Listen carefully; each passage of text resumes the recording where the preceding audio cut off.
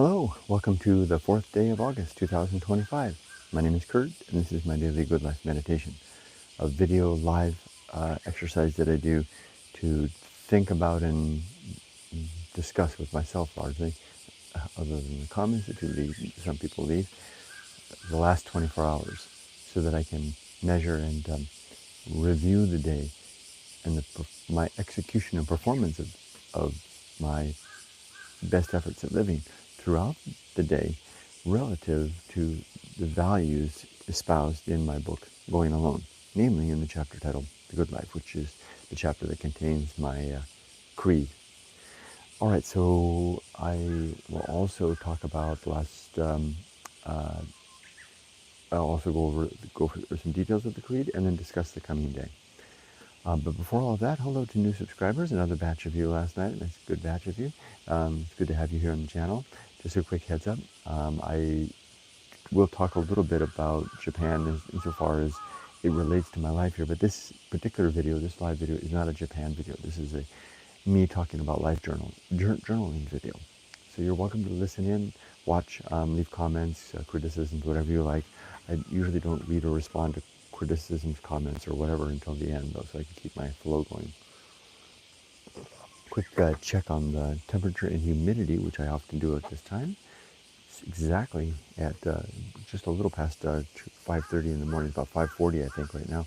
It's exactly 5:40, it's 25 degrees and 86% humidity. So it's just leaving the green zone for temperature, headed into the red, and the red into the red zone for humidity. It's going to be another tricky day today. Yesterday was quite a day, although we spent the day half the day up in the mountains. And I had this idea about buying a second home up in the mountains to use as a summer home, kind of a retreat from the heat. Boy, it would really work out. Yesterday it was up in the mountains. It was very nice. All right, also quick disclaimer for people that are new to this. I talk about anything I want in this video, and I do talk pretty much all about myself. So if it seems like I'm going on and on about myself, just remember this is a journal video, and that's part of the purpose.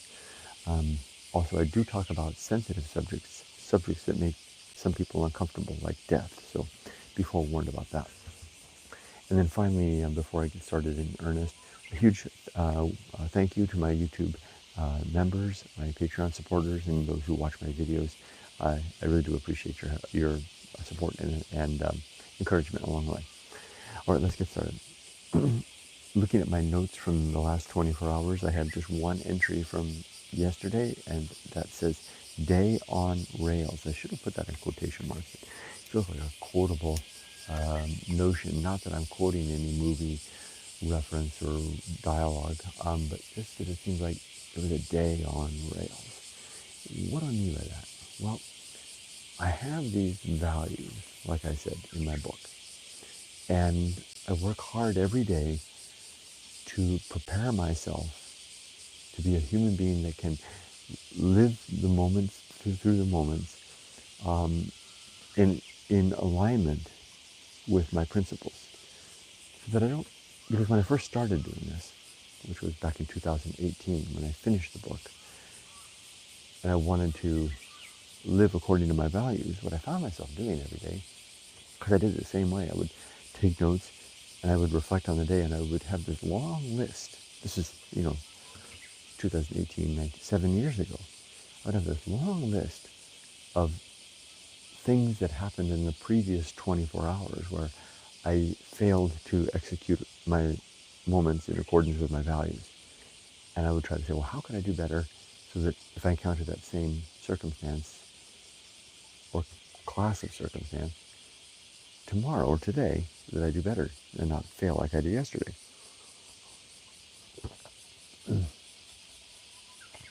That's been 7 years of daily practice, preparing myself to live well,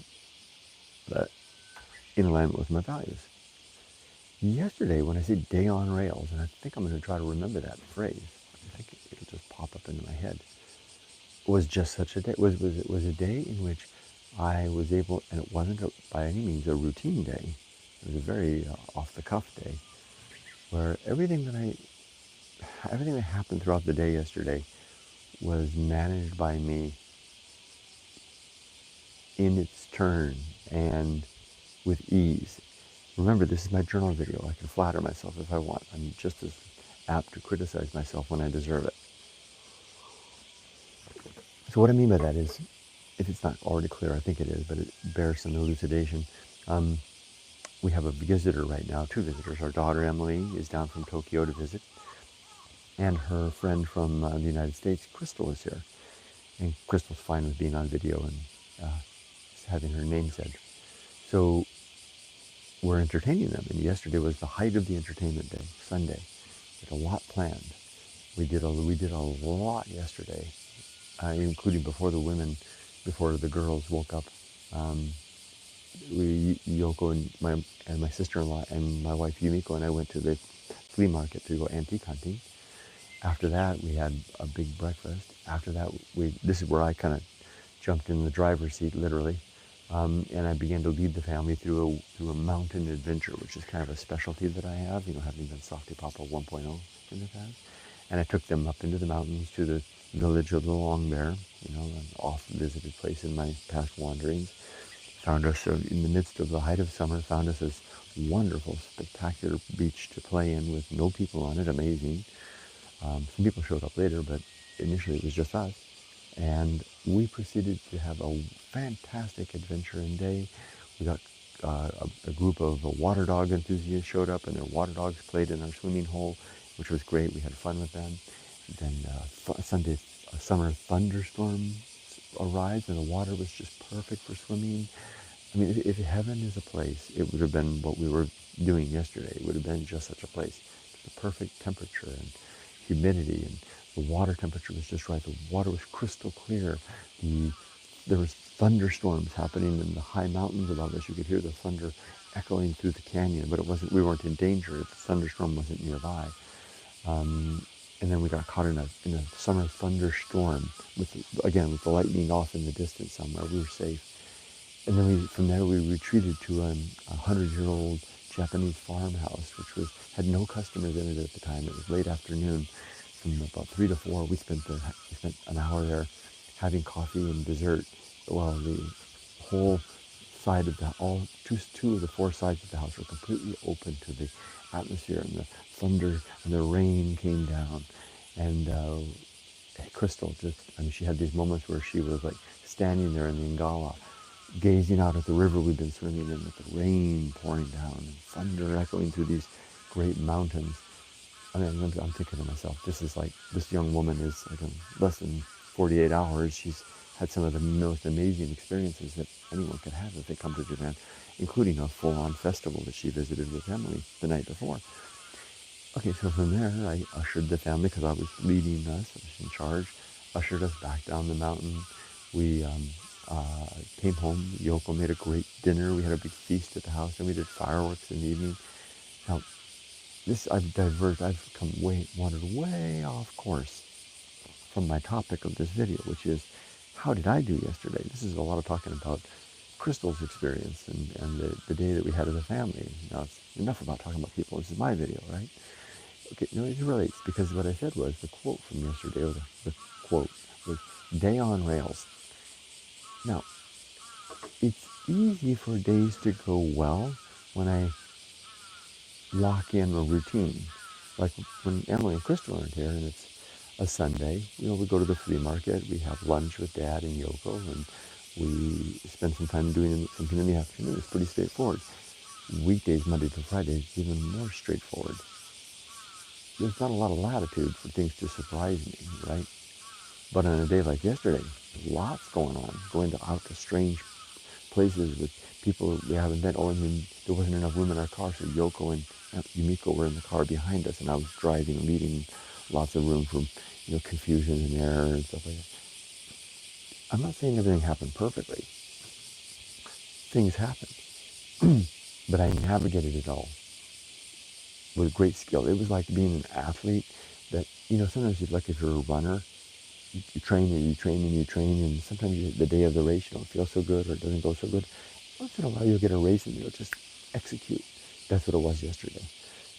I would say there was a good measure of that was just luck, but a big part of that was training. The daily readiness that I do by reviewing my values, by considering how I've been in the last 48 hours every day at this time in the morning, and then tuning myself. It all came to fruition yesterday. Now, I don't know that I could repeat a day like that again over and over. I'm sure I would have days where I would falter, even on the simple stuff like yesterday that happened yesterday. It was a great day. Made better by the fact that my day was in a leadership role, was eased by the alignment and the allegiance to my values. So definitely a very good day. On to the creed. Let's talk about the 8 objectives from my book, which you can read for free, like I said, at goingalone.org. My first objective is to be ready for death at all times, to have my affairs in good order, my relationships in good shape, and my life's work, if not finished, at least not have a messy death. Check, check, check. All 3 of those are in place. I'm ready to die today. Don't want to die. I'd like to live another day, but and okay, I remember I talk sometimes about things that make people uncomfortable. Here comes one, right? I enjoy life, and I'm retired now. I don't have to work anymore. I've got this beautiful home, living in this beautiful place. I've got everything to live for. Now, this is where it could be misunderstood. This is where I'm going to say something now that could be misunderstood. It really doesn't matter to me whether I live another day, whether today's my last day or if I have tomorrow. It really doesn't matter to me. Sure, you're saying, Kurt, you say that. It's easy for you to say right now, right? You're not actually facing it. No, I really do think that's the case. You're right. Push comes to shove, and I get the stage 4 diagnosis. Let's see how I feel then, right? But I do think that this is the case. The reason that I can say that in such a cavalier manner, that I really don't care if I live another day. Well, first of all, and I don't really think any of it really matters in the big picture, right? I'm a nihilist. I haven't used that word for a long, long time. I do believe, and I work hard to improve the well-being of thinking creatures. I certainly don't want suffering, and I want to alleviate suffering wherever I can. But I don't think that there's any grand scheme of things. I don't think that there's a great unfolding plan that my living another day or two will necessarily further the execution of.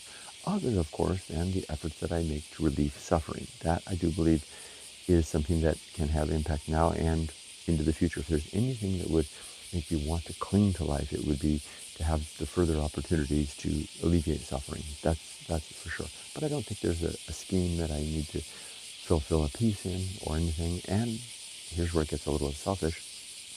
I've had a very good life. It's been a very hard life, but out of this life, I've yielded the fulfillment of 2 main purpose. The one is fatherhood, raising my daughter to a successful adulthood of her own, and the second one was the fleshing out of values that I could then test and determine if they're in tune and see if they work. And I did that. So my book is written. My daughter is grown. Every day now is just a bonus. It's like kind of like when you reach the end of the Monopoly game, and it's like, well, I think this game is just about done. Yeah, we can go another round, another cable. That's fine. But if we all just call it quits right now, that's fine. That's how I feel about life at this point. It's like, yeah, I can take it or leave it at this point. It doesn't really bother me. If it turns out that I'm going to go down, I'm not going to cling, desperately to another day or another week or another month. Just try to find an easy out to the nearest exit. So that said, the fulfillment of the objective number 1, to be always ready to die. I haven't just met the 3 criteria. I've also, I think, and I can use the word achieve. I've achieved, I believe, like I said, I haven't been tested yet, not in earnest. I think you only get tested really once, or maybe a couple of times if you're lucky and get a close call and survive. I've not only fulfilled those, I can say yes to those 3 conditions, but at an atmospheric constitutional level, I'm like, yeah, Remember, if you watch these videos, sometimes I say, my goal is to be able to fall into death without a single backwards glance, not looking over my shoulder at my family one last time, not thinking in my mind, oh my gosh, I wish I could see one more sunset, not one more time saying, I wish I could say some final words to those that I know in my life. No, none of that. Just fall over flat on my face, expire, done, because everything is complete, everything is settled, everything is in a ready state, and oblivion awaits, and I'm not scared of it. At least I don't think I am. We'll see. Like I said, I've said twice already. We'll see. We'll see how if I can maintain that composure when the time comes. Told you I'd talk about death. There we go. Okay, the second objective is to make good and effective use of my time so that I'm not wasting time. 3 is to develop and maintain good and sound life principles, which is exactly why I'm making this video and exactly why I attend to my creed every day. Number 4 is to cultivate good emotional reactions, so I respond well when I have a challenging situation or even an easy situation. I want to respond well. Number 5 is to perform good actions relative to my values. Number 6 is to do just one thing at a time and do that thing slowly and deliberately and carefully. Number 7 is to, did I do it again? I think I did it. I stumbled, didn't I? To be always ready to die, to make good and effective use of time, to develop and maintain good and sound life principles, to cultivate good emotional reactions, to perform good actions. Oh, I forgot. No, it's always number 6, to recognize true limits and true opportunities, so I know my scope of capability. 7 is to do just one thing at a time and to do that thing slowly, deliberately, and carefully. And number 8 is to maintain my balance in both mind and body. Now let's review one principle from the book. I think yesterday, per my notes, I did, the day before that I did agency and the great indifference, I think. I need my glasses.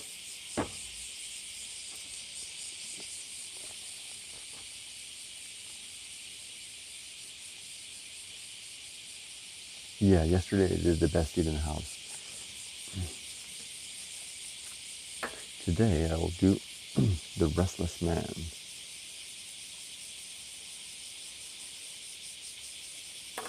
Okay, here we go. The Restless Man. It's principle number 22 of 35 on page 266 of the book.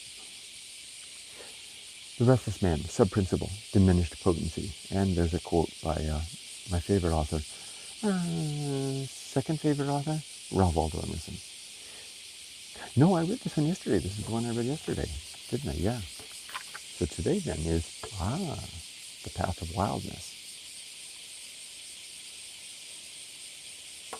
The Path of Wildness. It's easy to find. It's the course of a stream, leaves blown in the wind, a beast tracked through the brush, in the direction of our first inclination. You'll find that little poem throughout the book. That's how the whole book got started. I came up with those 4 lines, 5 lines, up in the mountains there maybe 20 years ago, walking in the mountains, and it just kind of came to me. I was walking along the path, and I was seeing the river, and I was watching the birds and the wind blow, and that whole thing came to me. And I wrote those lines down, which became the whole book. The Path of Wildness, sub-principles, shadow dividend, and Ulysses' ride. Sometimes that'll happen in the book, in the principles. In particular, I'll smuggle in, I'll have 2 ways that I can think of to illustrate a point. I'll compete with myself. Which one should I do? Should I illustrate the Path of Wildness by talking about shadow dividends or Ulysses' ride? And I'll do both of them. In this case, actually, now that I think about it, these aren't 2 ways to illustrate it. These are 2 sub-ideas. So here we go. At every life, so remember, the Path of Wildness is think about a path. And wildness, I'm actually borrowing from Thoreau, who once wrote that in wildness is the preservation of the world. The Path of Wildness.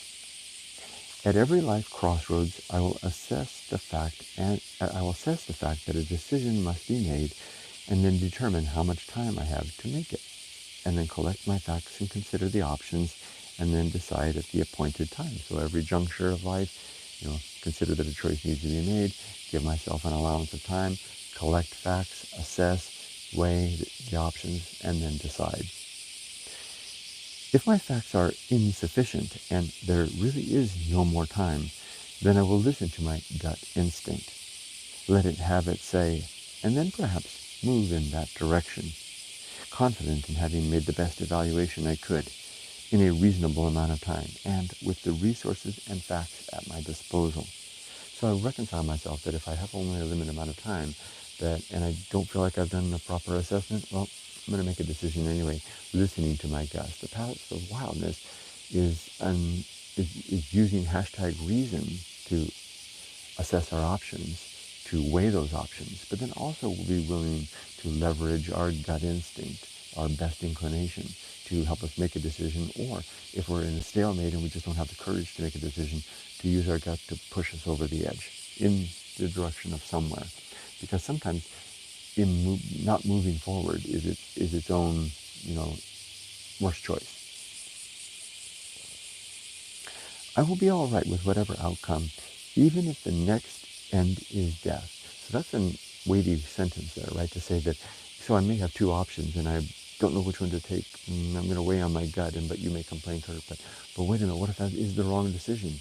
Well, even if it is the wrong decision, even if it leads to death, especially if you've given what I said before about being ready for death, I weigh it as I consider it a better option to make some decision, to move forward, than to linger for an unreasonable amount of time, dwelling over the options of life rather than living a more actionable way.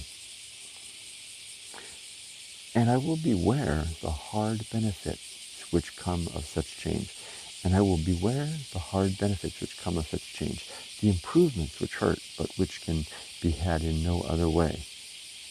So that doesn't mean beware like be afraid of, but beware. And I did deliberately use the word beware there. I know that that's a strange utilization of the word. I mean, hashtag, I love the way Ralph Waldo Emerson wrote, and he would have wrote something like that, I think. I will beware means that I will be aware of. I will be aware of the hard benefits which come of such change. They're hard benefits because sometimes the mistakes that we make will lead in the long run to benefits. Those are the hard benefits. The improvements which hurt, but which can be had in no other way. The shadow dividends, that's what the shadow dividend is, capital H, capital S, capital D, of the pain of change, the shadow dividends of the pain of change, and the loss of what is no longer needed. And I will suffer well through the decided pathway, like Ulysses riding the storm and temptation which he chose for his own. Just remember the ride of Ulysses past the Siren Rocks, and you'll get the context there. All right, that's enough of that. As for today, I'm calling today Crystal's day. Crystal's still here. She's here today and tomorrow. We have a lot to do. I do have a little bit of stress, work-related stress that's rising, of the negative sort, but I guess that's to be expected. Had a lot of sales over the weekend. I have 5 orders to ship, and I really would like to get them going. Also, there was an interesting thing happened. I had a television studio in Los Angeles contact me some time back about rights to some of my videos, and they proceeded to do the offer, and they've sent me the documents that I need, the electronic documents I need to sign to get paid. So when Hollywood comes knocking and they want your bank, so they want to make a deposit in your bank account. So I want to do that quick. I don't want to linger and dawdle on that. That TV series I think is airing in 2 or 3 months from now. So I need to take care of that. I want to get that done. I want to see that wire transfer. And this happens sometimes. This is not it comes of having being a YouTuber with over, about 20, what is it? Gosh, like 2006, 20 years, 2006, 16, yeah, almost 20 years of and over 6,000 videos on YouTube. I have a large body of content, and this happens once in a while. About every 2 years, some television show will reach out to me, and they'll say, hey, we'd like to use a clip of something or the other in one of our TV shows, or can we do that? And I've done it enough that I know the ropes, and so I've come up with, I have my response for the licensing amount and the fees and stuff like that, and they decide. Then they go and I send them the raw videos, Well, first I send them a sample, low-res sample. They review them. They give me an idea about how much they want to use. Like I'll send them an hour-long clip, and out of that they'll decide that they want to use 10 seconds, and they'll tell me what 10 seconds. And of course, up front we'll discuss the fee. Then they'll send me the documentation, the release, uh, and then the other documents. They'll offer me what is it, the I-9, because it's working like an independent contractor. You have to fill out the tax information. And then they wire the money into the bank, and then, a couple months later, you get to see it on TV. And then there's softypapa, I'll be in there, they'll have this clip, Leonard Nimoy's, strange things, and everything. And then there's Japan, in the mountains of Japan, there's these strange things. There was one in the Netherlands, I think it was a Netherlands TV show that came here to talk about these rickety old bridges in the mountains. And they actually sent the film crew out, and I met them, and we went out and filmed it together. And they came up with the big cameras and stuff like that, and so there's that. Anyway, I'm going on and on, aren't I? Anyway, I'm at the final step for the latest one of those. Like I said, this happens about every 2 years. I get a contact by a TV program, and I'm at the final step where they wire the money to me. So I want to take care of that. I want to get that done. I want the money in the bank before they can change their mind. Now that I'm retired and I'm living on a fixed income, that kind of stuff really helps out, especially because that money will help to then fuel this business. Like I operate my business and my home life on separate budgets, So everything that I do in the business has to be self-sustained. I don't operate my business. I don't sustain my business by taking from the household budget. I don't touch that. I sustain my business through my own endeavors. So this is going to help a lot, because I need to buy a printer. So I can start printing, because right now I'm handwriting out all the invoices for people. I don't even have a computer. I really need to buy a computer, stuff like that. So anyway, I'm going to wrap this up because it's almost time for radio exercise. Hi Tim, good morning. Weather check here in the UK at 9:40 p.m. 17.7 C and 62. That sounds pretty nice. 17.7. You're right on the edge of the green. 62. Wow, nice, very nice. Tim says, it's great to have one of those impulsive, out-of-the-ordinary days that make you feel good. I think even in retirement, there's a certain amount of routine, but it's important to stray off the tracks sometimes. And sometimes, Tim, don't you think we need a catalyst? Maybe that's one of the reasons why so many retired people really enjoy getting visits from their kids, their grown kids, because it gives you a reason to spend some money. Like Nick and I are pretty frugal with our money in retirement. I mean, we live on a tight fixed income, but and this is something that really surprised me being in retirement. We spend so little. We have a pretty meager budget, but we don't spend nearly our budget. So we have money left over every month. And then having the kids here gives us some money to kind of splurge. Sounds familiar. That's what old people do, right? The kids show up and they take them out to dinner, right? Buy them stuff, right? Tim says, the one thing I found in retirement is it can be an easy option to take an easy daily routine, good in a way, but important not to stick to it too much. I hear you. Hallelujah, brother. Evelyn says, hi, Tim. I am agreeing with everything you said. Hey, hello. Good morning, Evelyn. Tim says, hi to Evelyn. Evelyn says, very cool about the TV program. I'd love to see it if possible. It's about, it's actually, the narrator is someone famous. It's, how they do these things, like some of these shows, they have this really great idea, and they'll get a celebrity to be the front man for it, like Leonard Nimoy, Strange Tales, something like that. Or William Shatner. I think I was on a William Shatner show. One of my clips was on a William Shatner show, because I get contacted by a lot of people that want to do strange stuff. There was a William Shatner show, or the one from the Netherlands was like Engineering Marvels. It was a Dutch show, and it's out there. It shows up every now and then, about every 2 years. Someone who watches my videos they'll re-air it in Europe, that show, and they'll get out there. They'll be like, hey, that's Kurt. And they'll get out their camera and they're watching a rerun, and there I am on the screen, and they'll send me, I'm like, I saw you on TV. So, and then sometimes they send that to me, and then I'll share it around. What I liked about it was that they did really good photography. I got some real good stills out of that one. But I actually walked off the set because we were in the mountains, and they were doing something for the sake of video that I thought was really dangerous. I thought someone was going to die. And I actually told the producer, I said, I was there. I had finished my bit. I was just standing there, and they were doing something really stupid in the mountains. And I told the producer, I said, So I said, you're going to get somebody killed. And I was thinking to myself, trying to weigh my values, and I thought, if I'm standing here and the person that was doing the stupid thing is seeing a crowd of people watching them, they're going to feel pressure to continue doing that thing. And I told the producers that I'm leaving because I'm not going to participate in this dangerous thing that you guys are doing. And I turned around and I walked back. I didn't go so far away as to be not able to be if they needed me, but I didn't want to watch a man die. Well, it's not that and I don't want to watch a man die, but I didn't want to be, what happened, there was this guy and he was doing this really dangerous thing, and the camera crew was there, and I was standing there with a bunch of people, and I didn't want him to turn back and see a bunch of people watching, and that would cause him to continue on, so I just turned around and left. I don't know why I'm telling this story, but that was that. He lived. I don't know how he lived, but he lived. So that happened. And then there's been a couple of them. There's been a handful of these TV shows that come up. What is this one? I've already forgotten what it is. They're doing the Rocket Man. Remember the Rocket Man? If everybody remembers my days in America, Mad Mike Hughes, that had the steam-powered rocket that he did end up dying. I was there for his first launch, just kind of coincidentally, I happened to be there. And I got the first footage of it that was actually broadcast on TV because it was in the middle of nowhere. And I just coincidentally hopped on and I didn't intend to do this. I hopped on my motorcycle after his rocket launch, and there was no internet out there. This is before the satellite days. And as soon as I got within range of internet, I just pulled over and uploaded a clip. And by the time I got home, it had like 200,000 views, and worldwide media had picked it up.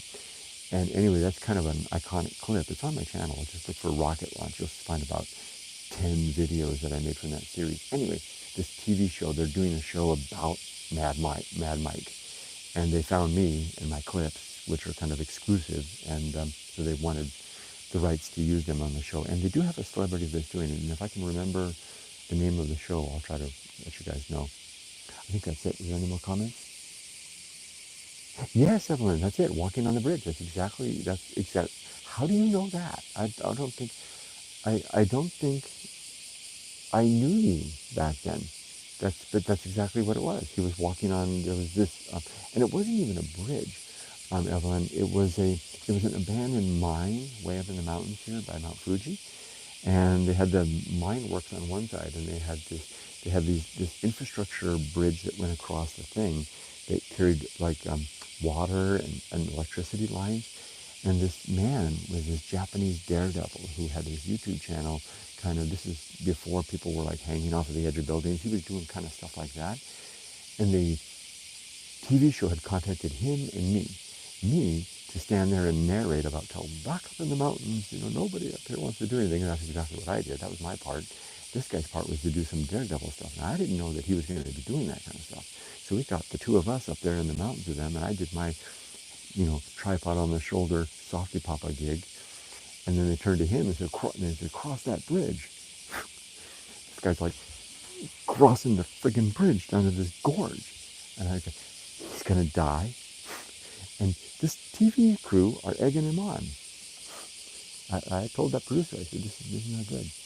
I remember, you remember I told about it. I remember everything you said. Oh, thank you. I appreciate that. And it's somewhere deep in my channel somewhere, there are clips from that. I'll see if I can. The problem is I've got like 16 channels on YouTube, and I've got like 6,600 videos now on the main channel, and another 4,000 videos on all those other channels, and I don't know where anything is anymore. All right, I better wrap up. I'm going to try to wake Emily up and see if she and Crystal want to come join me for a radio exercise. Thanks for joining me, everybody. Have a great day, all, and be safe but not too safe. Bye-bye. Bye-bye, everyone.